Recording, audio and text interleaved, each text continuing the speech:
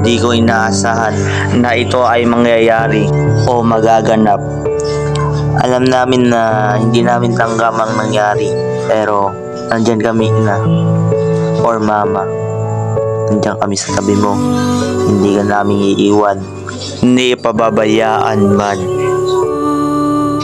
Pero po, tanggap po namin na wala ka na. Ngayon, sabang mo na si Lord sa buhay. At sisiguraduhin po namin na makapagtatapos kami ng pag-aaral.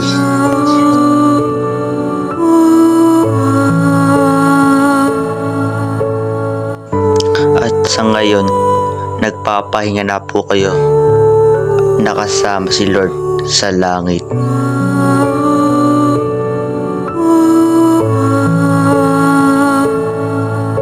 At di kami magdadalawang isip. Nakakalimutan ka habang buhay. Sa ganon, hindi namin kayo kakalimutan kahit wala na kayo. At ito ang luhang ng habang buhay na mabalik kayo. Paalam.